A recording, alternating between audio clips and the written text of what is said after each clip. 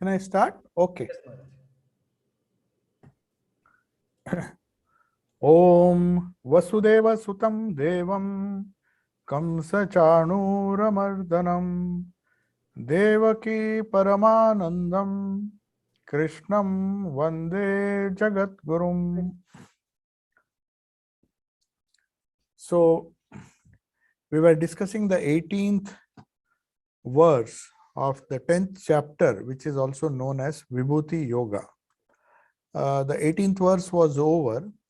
That is the last verse of this part of the chapter, where Arjuna is trying to tell Sri Krishna, Vistarena Atmano Yogam Vibhutim cha Janardana Bhuya Kataya Triptirhi Shrunvato Nasti Me Mritam.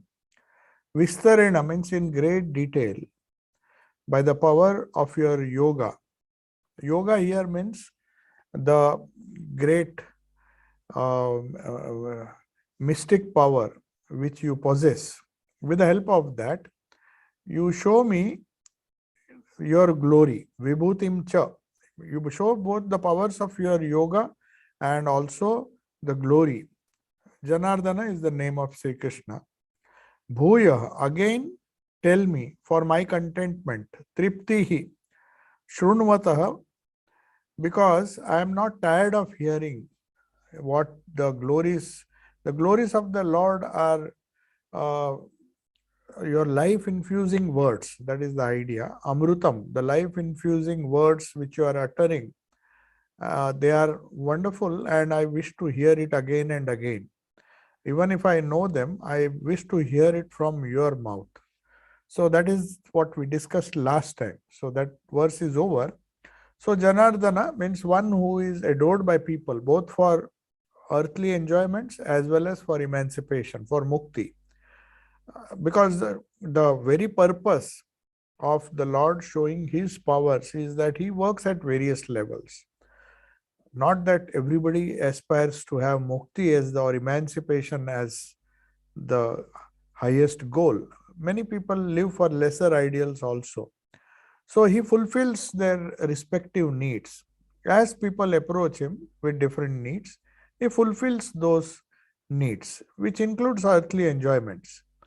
But he does it, but he doesn't take the responsibility. He does it in a detached way, because the karma, the cause, will give rise to some effects which he has predetermined. So he doesn't, though uh, he is adored by people even for earthly enjoyments, but the consequences of earthly enjoyments are clearly told by the Lord, that those who strive for that, they get it, no doubt, but along with that, as they say, happiness comes with a crown of sorrow on its head. So that is what the Lord is warning here.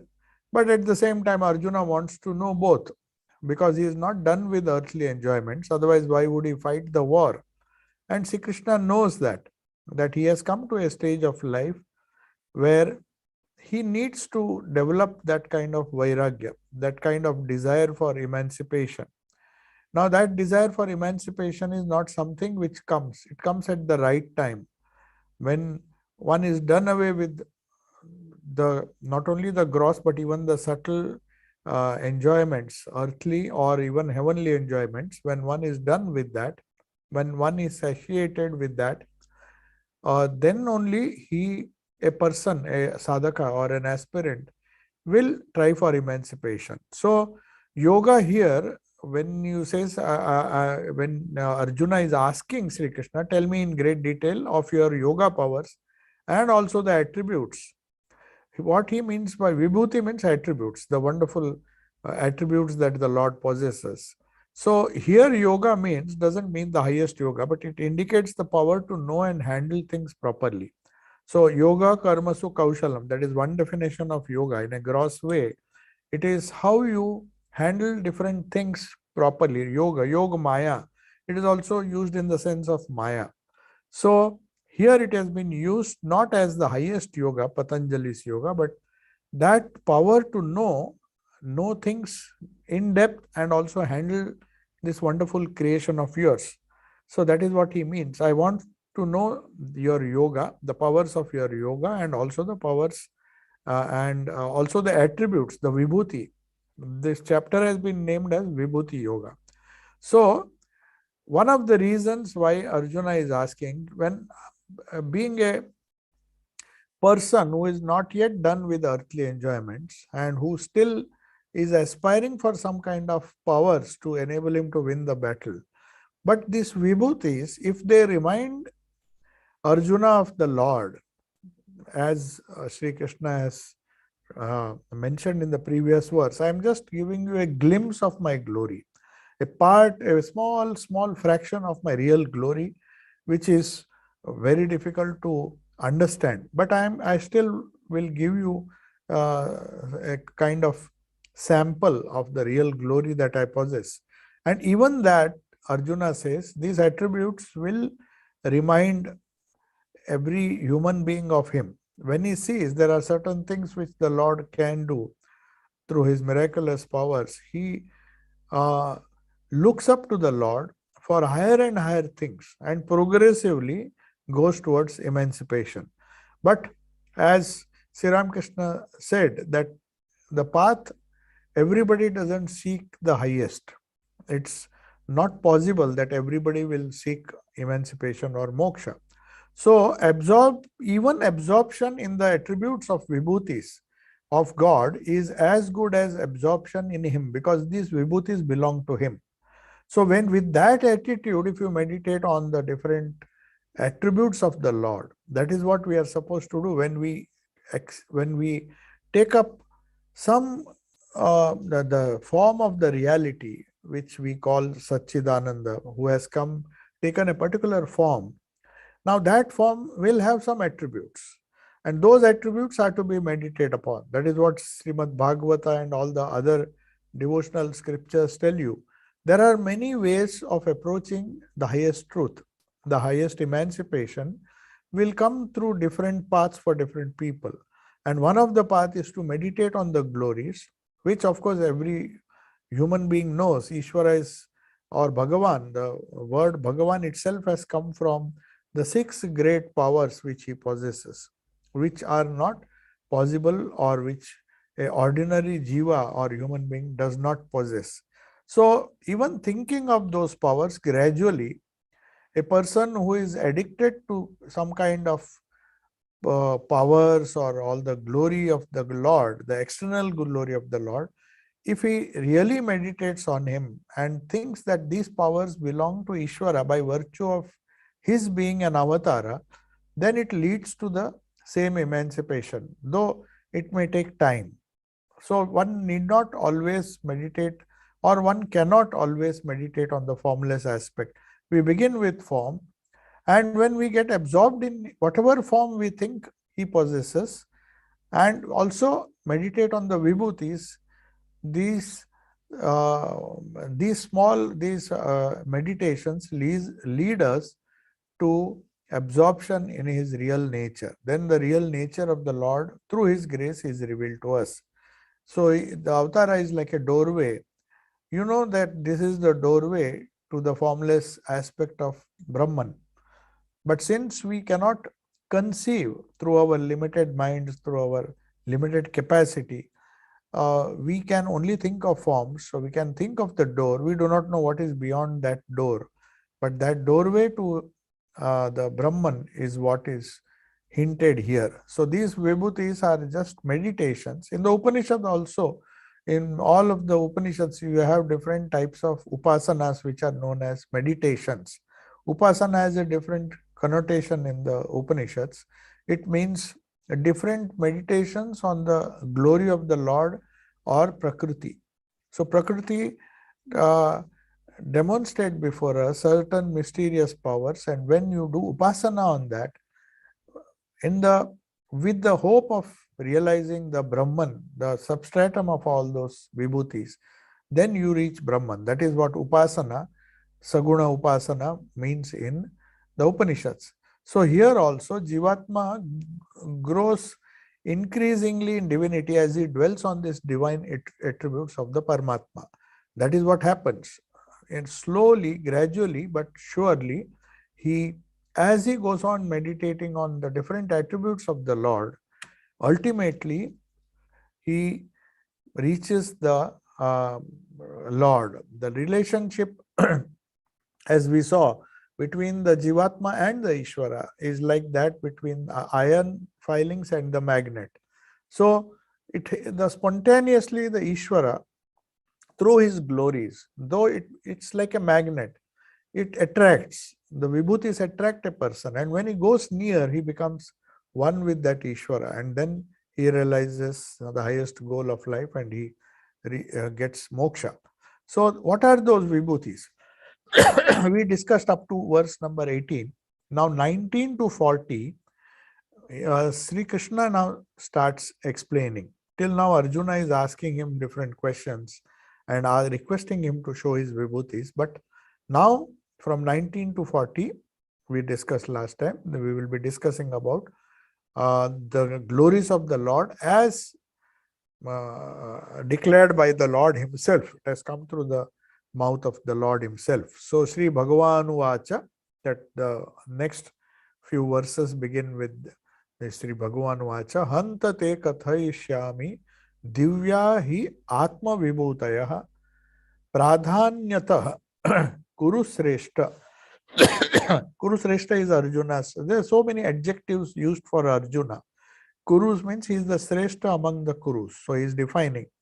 Pradhanyatah Kurusreshta Nasti Anta Vistarasya Me. So what it means? Hanta means now. Hanta te. To you now I will declare. Kathayishyami, I will declare.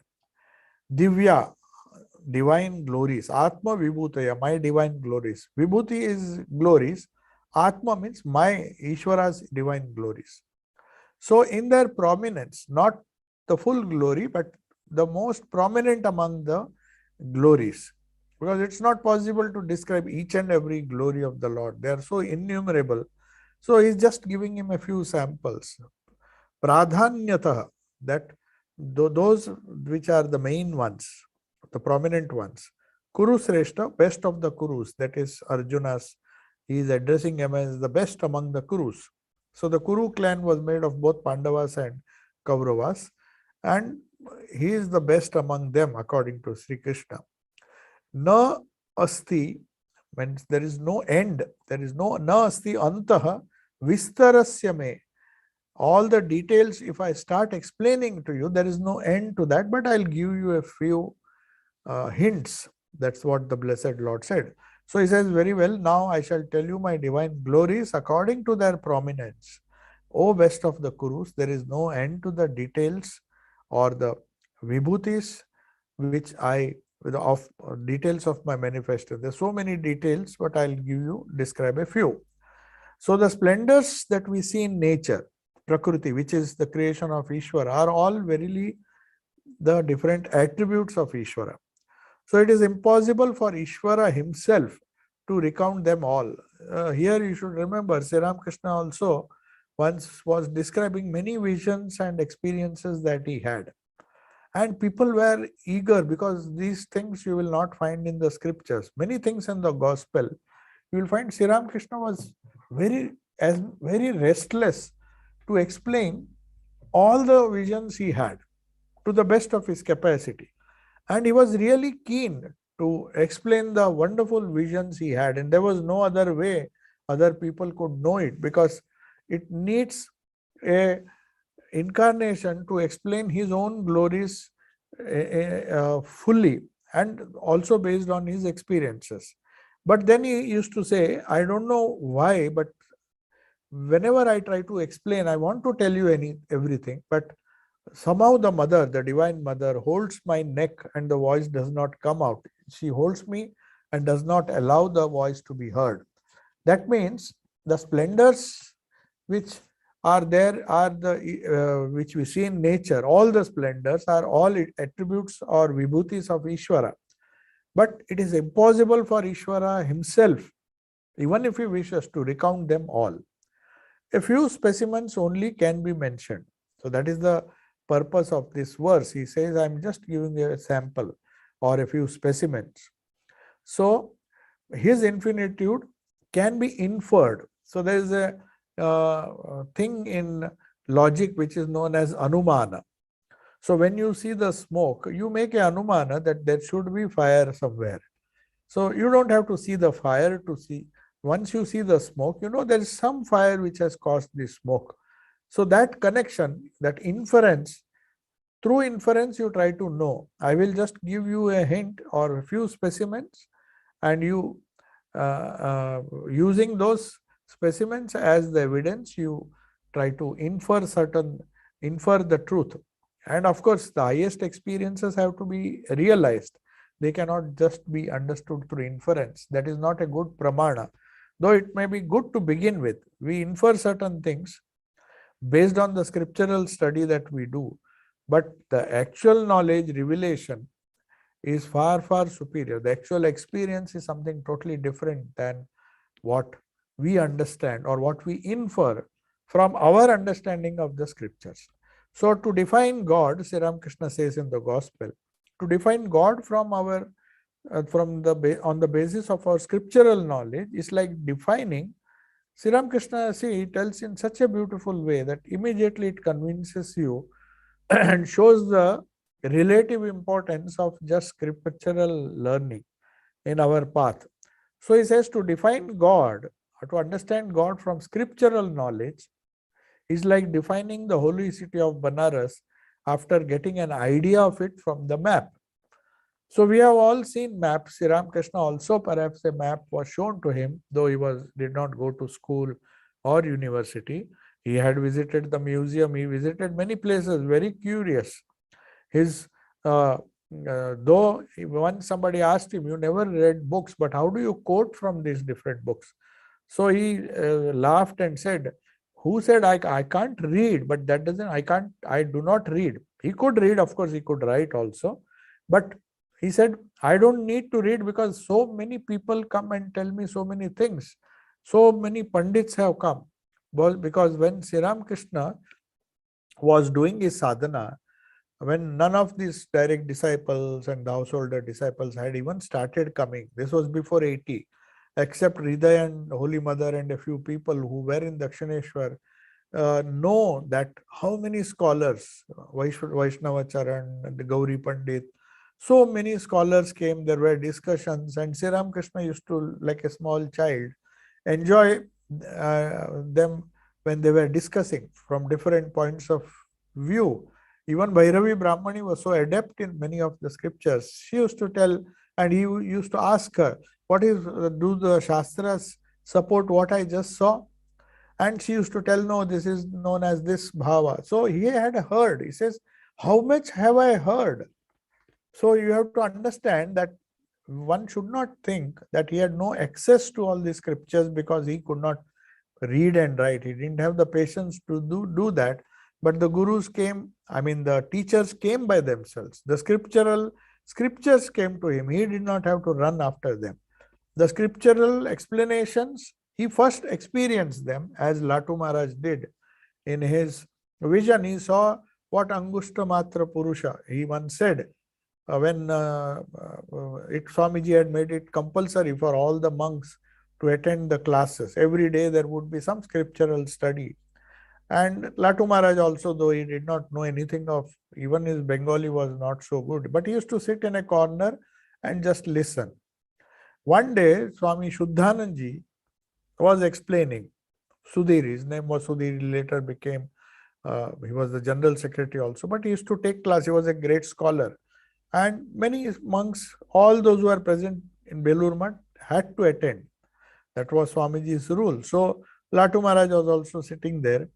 And then Shuddhanandji was teaching the Kathopanishad to the novices and also to all the other monks. Whoever was free, they had come. So he just mentioned that the Jivatma glows in the center of the heart, of the size Angushta Matra. It is of the size of the thumb. So Yama is telling Nachiketa that occurs in the Kathopanishad. Now, he was trying to explain in the Sanskrit verses in simple Bengali, and Latu Maharaj just jumped up. He was just sitting in a corner. He was not understanding most of the other uh, commentary of Shankaracharya and all. But when he mentioned this, he immediately jumped up and started shouting. He said, Sudhir thik bolche. Mane Sudhir is telling the right thing. Sudhir was the name of Shuddhanandji, Sudhir Maharaj. So he says, Sudhir is saying the right thing. And he doesn't stop. Like an excited child, when the child discovers something wonderful, he just can't control himself. So like that, Latu Maharaj goes again and again and again. He said, what you said is exactly the same thing, because he had, even before he had even come across this verse in the Kathopanishad, he had heard it, he had already seen it. There was some kind of realization. So that tallied with the scriptures, and that made him excited. And he was convinced that this is what the Kathopanishad says, and I already had that vision. So for some people, it is like having the vision first and then seeing it on the map. Whereas for most others, first you come through the scriptures, try to get a conception of truth, and then meditate on that, Shravana, Manana, Nididhyasana, and then finally realize that. That is a way for most of the people. But sometimes some exceptions are there, like Latu Maharaj, even Sri Krishna. He had most of his experiences. Later, the different gurus of different sampradayas came. Mostly they came just to support what visions he had, or maybe tell him, but he had most of the experiences even before that without any of these teachers. But later on they came and they corroborated what the scriptures say about this. Many of the, if you read the Leela Prasang, the great master, you will find so many wonderful visions which Sri Krishna had, and whenever he had them, these Vairavi Brahmani or others, they used to say, oh, the scriptures say like this, the scriptures say, and they confirmed it, that this is what many others who performed sadhana through this path have experienced. So what you have experienced is true. So here, the truth about the universe has to be known at the very outset. That is what this verse, and that truth can be known by the words, through the words of the Lord. Now he says, I am telling you my vibhuti. Try to meditate on that, and then as you go on meditating, things will become more and more clear. So in the outset itself, he says, Aham Atma Gudakesha. So in every verse, he is addressing Arjuna with a different name. Aham Atma Gudakesha, Sarva Bhuta Ashaya Sthitaha, Aham Adischa Madhyam Cha Bhutanam Anta Evacha. I, Aham, when he says Aham, when Swamiji says the self, I am that Brahman, when he said that, he spoke from a totally different level. It was not the ordinary ego. Unfortunately, when we say I am the Atman, what comes to our mind is the silly little ego, because we have not yet got rid of that. And that is why sometimes it makes us vain. The same thing happened to Swami Abhedananda. When Swamiji touched him, he suddenly got an interest in the formless aspect of Brahman. And he started killing the fish and doing all sorts of things, saying, I am Brahman, what does it matter? When he had really not got rid of the silly ego that he had. And then Sri Krishna scolded him. What do you mean by this? You can't just, before you realize that you are the Atman, or really experience that, just by saying that I am the Brahman, and whether I kill, who kills whom, and all those things, these are highest forms of knowledge, and they have to be realized first, and then one will understand the significance of that. You are doing it right from the beginning, which is not correct. This is not the correct Vedanta that you are following. So similarly, when Sri Krishna is saying Aham Atma Gudakesha, he is talking from the highest point of view. Sarva, what kind of Atma? It's not the Jivatma.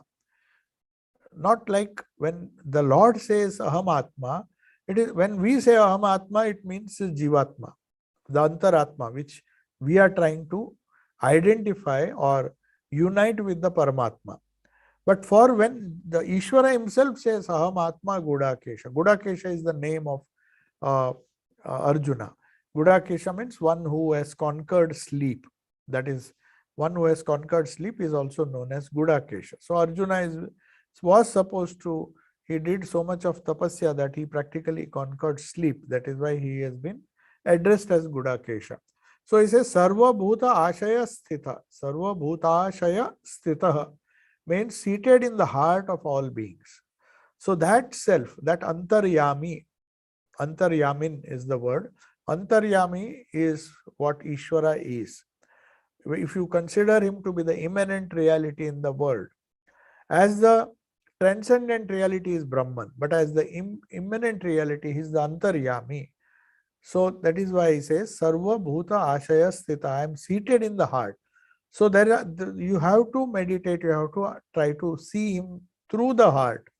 And when he reveals himself fully, then that meditation leads to you a state where you see him not only in your own heart, but in the hearts of all. So he is giving him a hint that first try to see me in your heart, meditate on that. And if you meditate on that, then you'll understand that I am not only sitting in your hearts, but in the hearts of all. Sarva Bhuta, all the beings. Aham Adischa, I am in the beginning, I am the middle, and I am the end of all creatures. So whether the creature is just has been born, or it is the beginning, Adi, or its middle, the creation, the maintenance, or the second part which enables the created being to exist for some time, and then finally it gets destroyed. That destruction also, anta of the bhuta. Bhuta means the all beings which are temporary, the gross beings, gross or subtle, both. So they have a beginning, they have a middle, and they have the end also. So I am all, I am in the beginning as Atman, as the Sarva Bhuta Ashaya Sthita. I am seated in the heart, even when the beginning of creation. I am the beginning, the middle, and the end of all beings. So the Lord is the innermost self in all beings, which are his gross manifestation. The effect is nothing but cause in another form. The Lord is the material as well as the efficient cause of the universe. So that is a very big problem which has been solved. Other Semitic theologies, if you see, they say God created, he took the materials and then one fine day he just created. That is a kind of fallacy. It is not true. He cannot be they compare the Lord as a pot maker, makes pot. He takes the clay which is lying and then he bakes it and makes a pot.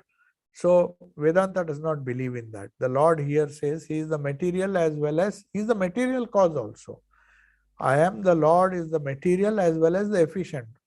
The potter may cause a pot to be made, but the potter himself is not, we do not expect the potter himself to be the clay. But here, the Lord is the clay as well as the maker of the pot, both. He is the efficient as well as the material cause. From him only the universe has come. So, the one who is awakened in the Jivatma, that is in the self, can recognize this fact that Ishvara is putting on the appearance of the visible universe. So Sri Ramakrishna had these wonderful experiences. So he used a different type of language. He used the language of the Tantra, where he says, it is my cosmic mother. Whether you call it Ishvara or the cosmic mother, it's just a terminology is different. Who has become everything. She of omnipotence has become the universe and the beings. She herself has become the universe. She is the material cause also, and she causes this universe to be created. She is the material as well as efficient cause.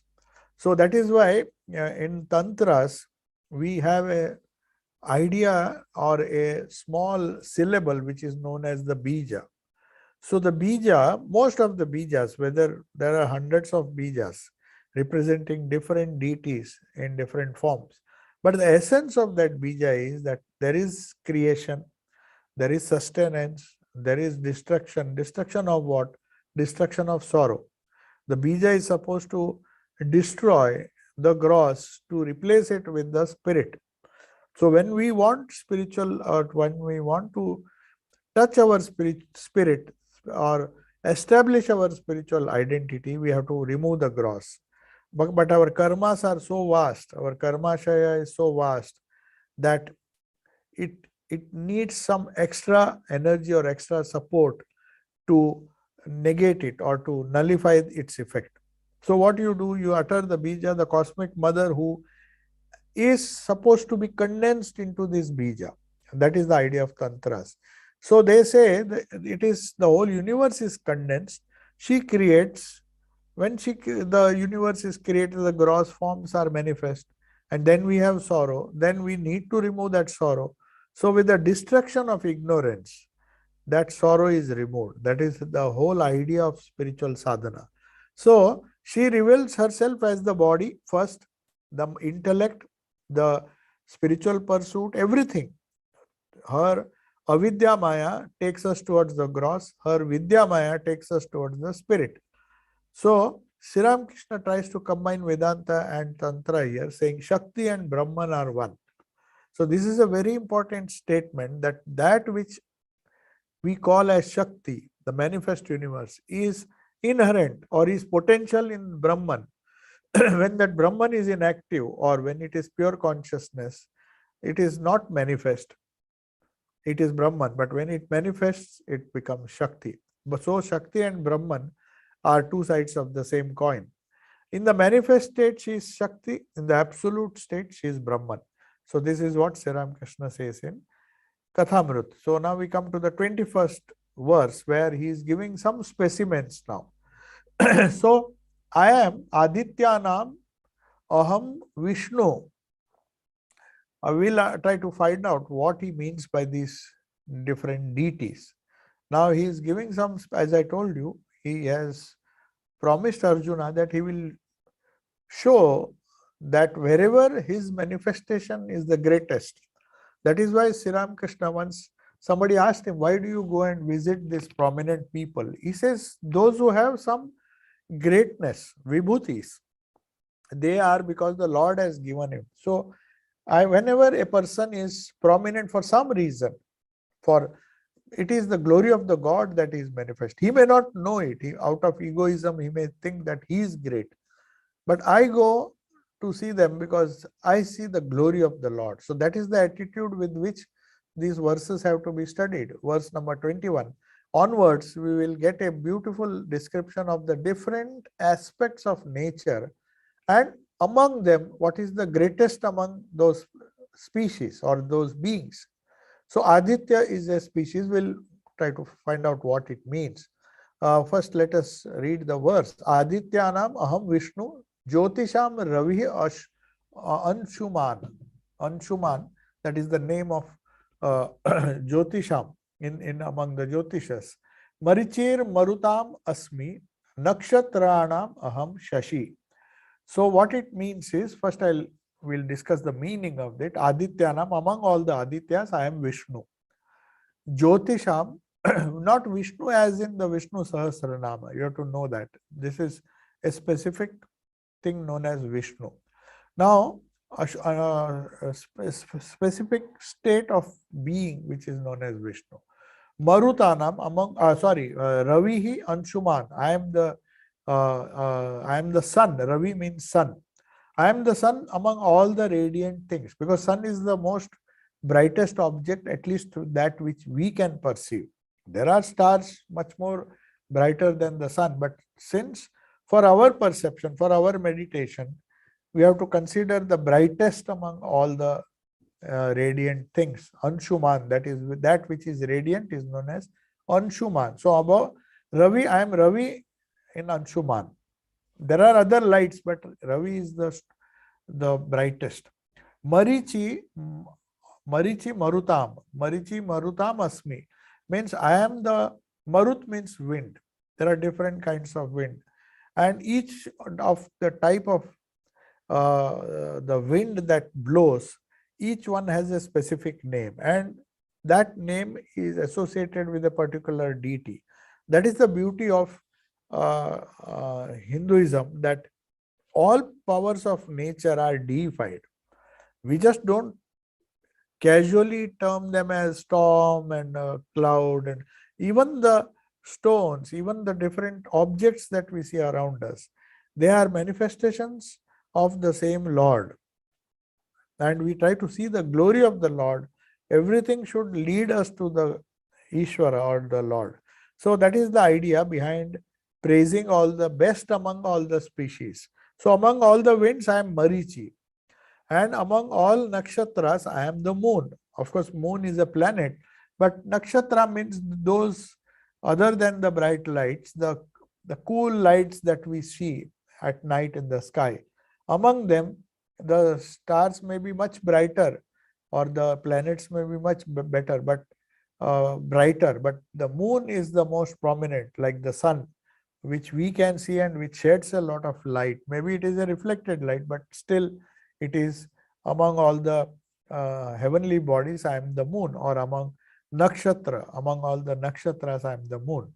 So then here, Aditya, the same Aditya, I mean, the whole of manifested universe, we have to remember, is the glory of Ishvara, but only the prominent ones, specimens he is telling us, because they will attract the attention of the person who is meditating on these vibhutis. He will meditate on the best possible species. Among the species, the best representation is what will attract everybody's attention, and we call them vibhutis of Ishvara. His vibhutis are infinite in number, but only a few are given. So Aditya assumes 12 names during the 12 months.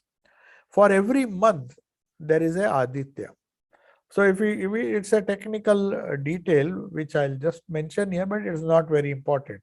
All you have to know is with every month, of course, you know that the months are also different in according to the English calendar and according to the Hindu calendar. So what is April? May not April and March, some portion of March and April will be 1 month, some portion of April and May will be another month. So in general, if there are 12 months, all the different, there is a list of Adityas.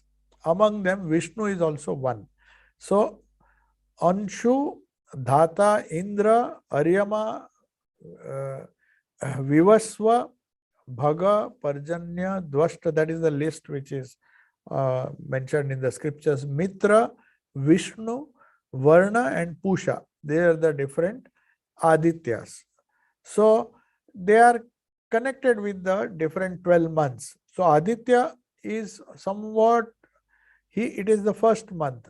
It is not exactly January, but the Hindu calendar begins with, every year it begins with the Aditya. So the Aditya with Vishnu. So Aditya of January is called Vishnu, and that is why the people respect it, because the for our hemisphere, people want the summer solstice to progressively remove the effects of winter. When we are tired of winter, we want the starting of summer, when days start becoming longer and longer. It is around January it happens in our part, in our hemisphere, where India is and all the other countries are in the northern hemisphere. So in the northern hemisphere, you will find that when after January, the days start becoming progressively bigger. So Vishnu is the Aditya for January. So even in the Vishnu Sahasranama, there are many names. There is the name Vishnu also there. Vishnu has hundreds of names, 1,000 names, Sahasranama. So it is attributed, actually, Aditya also means sun also, sun god.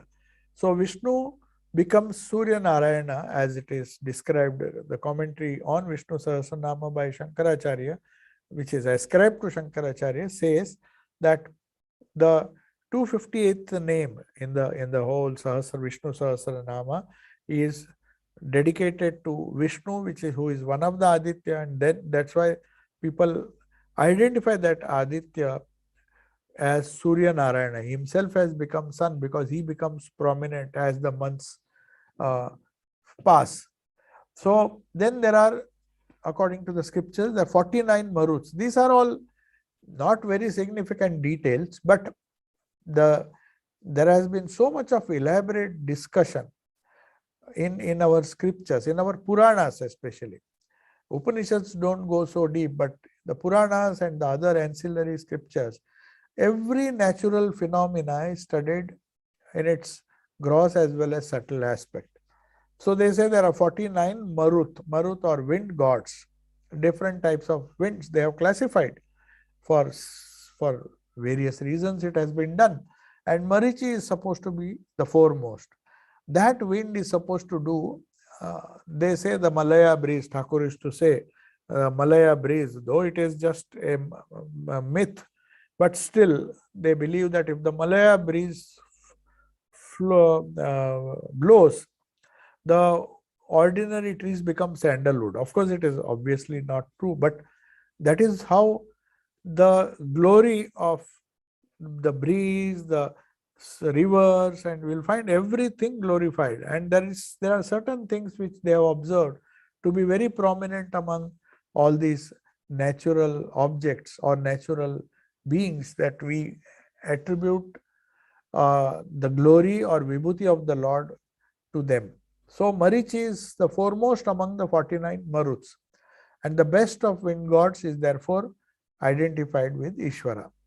Though the other gods are also part of Ishvara, not that only Marichi is, but because it is prominent, meditating on that, you get an idea. That is why they say one has to be very positive in our life. We can meditate on smaller things, negative things, but that pull us down. So this fault finding, as Holy Mother said, by seeing faults, you actually imbibe those faults yourself. So by thinking of the glory of the Lord, we also become the best. If we meditate on the positive side, the good side, the greatest side of the Lord. So that is one way of a positive approach to life. We meditate on the best that we see around us. Why should we look at filth? So Swami Siram Krishna used to say the Pandit thinks he is very intelligent as far as scriptures are concerned, and but his nature is like that of a kite. If he is not a morally good character, he flies very high. The kite flies very high, but its attitude or its focus is on the filth that is lying in the drain. So no matter how scholarly or how wonderful you are, if we identify with the worst things in creature, that is a tendency. Human beings have a tendency to see what is deficient everywhere. They don't see the positive side of everything. So this is a great psychological ploy which Arjuna or Sri Krishna is using to tell Arjuna to, because he started the whole Gita with a kind of depression. He had this Vishada. Vishada is a kind of depression which was not fit for him. He was a great warrior, and how can he be depressed just before the war? So Sri Krishna, through his Vibhuti Yoga and through all the verses of the Gita, gives a very strong and positive message to make him see and habituate himself by seeing only the positive side of the universe, the greatest side of the universe. If you have to see a specimen, see the biggest thing. As Sri Krishna used to say, if you go to a king, don't ask for pumpkins, ask for the highest treasure. You don't go to a king and ask him for silly things. So also when you meditate on the Lord, meditate on the best amongst Maruts, the best amongst the Adityas, the wind gods. And then why the sun, the luminary of the whole day, the most prominent and shining object is the sun. The foremost among the lighted things at night is the moon. among all the shining objects. During the day, you don't see the moon, obviously. The sun is the brightest object. Even if the moon is there, it will not, the sun will outshine the moon. But at night, when the sun sets, when the sun is no longer visible, then the moon becomes, the moonlight becomes a very visible and a strong light. So it is also known as Vibhuti. So among the luminaries at night, I am moon. Among the luminaries during the day, I am the sun. So these two heavenly bodies are viewed with veneration. We venerate them, we respect them, because they are the manifestations. Other stars, other luminous bodies are also manifested, but they are lesser manifestations. So when we have the highest manifestation, why go after the smaller things? That is the positivity that you see in the Gita. Then we come to the next verse 22, and I think we have 5 minutes, so I'll just wind up. We'll just discuss this. We'll start the discussion, but we will continue it in our next class. Verse number 22 of chapter number 10. Vedanam samavedo asmi, devanam asmi vasavaha, indriyanam manaschasmi, bhutanam asmi chetana. Now this is important because the Samaveda, because of its musical, it is supposed to be the best, because it is the chanter of the Samaveda is supposed to be, it is the best among the 4 Vedas, which is set to music. So there are Atharva Veda, Yajur Veda, everything can be chanted. But Samaveda has a beautiful music. It's the most musical among the other Vedas. That is why among all the 4 Vedas, I am the best, that is Samaveda. Vedanam Samaveda Asmi. Devanam, among all the gods, I am the Vasu. So Vasavaha, I mean Vasava is the name of Indra, not Vasu, Vasava. Vasava Asmi. Devanam, sorry, not Vasava, Vasava. Vasava is the name of Indra. So Devanam Vasava Asmi. So among all the gods, Indra is of course supposed to be the Lord of Devas. We have a Lord of Asuras, and similarly we have Lord of Devas. So by sheer merit, Devas are, the idea of Deva literally means the shining ones. Why shining ones? They are the ruling, presiding deity of the different functions that you see in nature. So among them, the ruler of all the Devas is known as Indra, the Lord of the Devas. So by sheer merit, the deserving ones among the Devas rise to the position of Indra. And since all the merits which these Devas have are the glories of the Lord, we take the highest among the Devas, Indra, and say that they are the glory. His glory is the glory of Ishvara. Though it is partial, but it expresses. Then functioning of all the 5 senses. Now Indriyanam, I mean Indriyas are 5 senses. Now I'm not talking of the Karmendriya here, because the input is given through the 5 Gyanendriyas. So among the Gyanendriyas, no doubt smell, sight, and all those smell, sight, sound, ears, all these are inputs which we receive. Jnana, we get jnana through these inputs, the 5 senses. They become purposeless if they are not somehow connected to the mind. If the mind is not attached, the senses will see things, but it will not be evaluate or make use of these things. Some coherency has to be there, and it is the mind which unites. You see certain things, you hear certain things, you smell certain things, and the input comes, but you have to make sense of what inputs you get. Otherwise, you will be like a person who has, for some reason, his mind is not functioning. He will see everything like like somebody is looking at things in a coma or a partial coma, where he will be seeing things, but nothing is registering because the function of the mind has been disturbed. So if the mind, or even if the mind wanders, sometimes you appear to be listening to certain things or appear to be seeing certain things, but you are lost because your mind is not attached to what you are seeing. So that alertness has, for a moment, it has gone. That is why many times when you listen to talks, you are hearing, but the mind for a moment wanders and then you feel, Array, what did I hear just now? It just slipped. The reason is the mind was not attached. So the absent-minded man clearly knows the importance of mind. We say mind was absent. Absent-minded word itself means that throughout the day, the senses are totally active.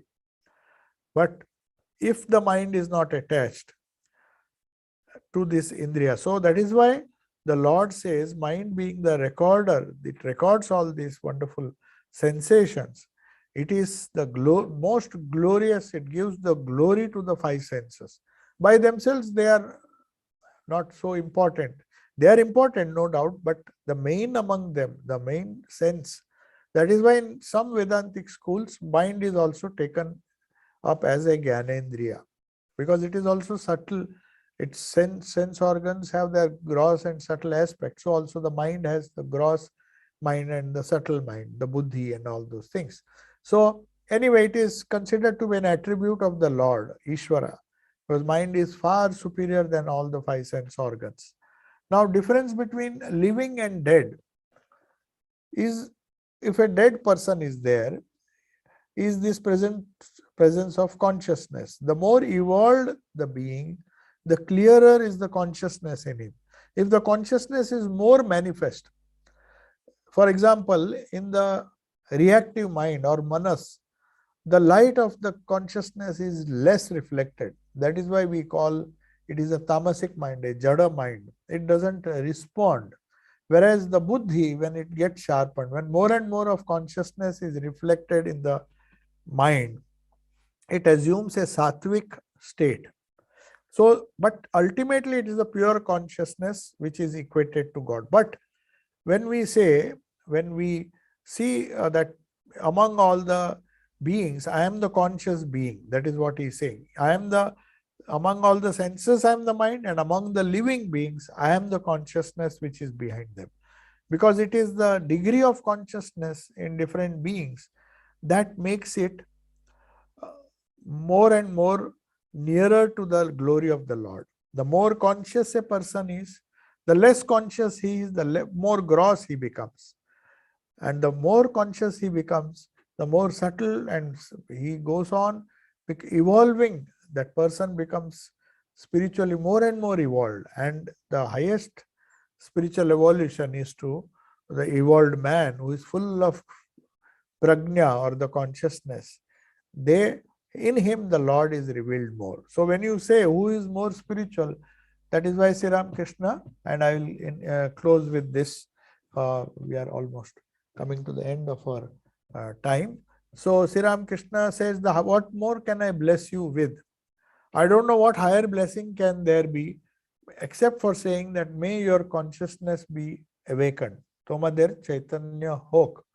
So this consciousness, because it is equated with Ishvara, it is equated with Ishvara because it is the true nature of reality.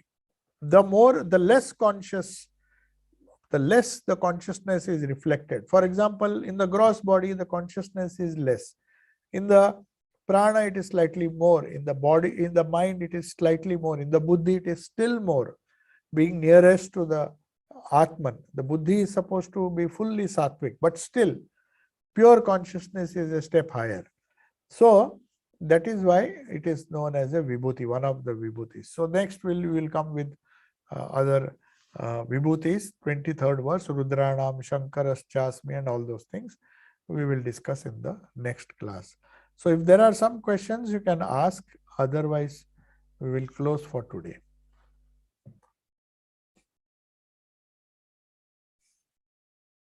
Questions based on today's discussion, please restrict yourself to that. I think we can have one question at the most.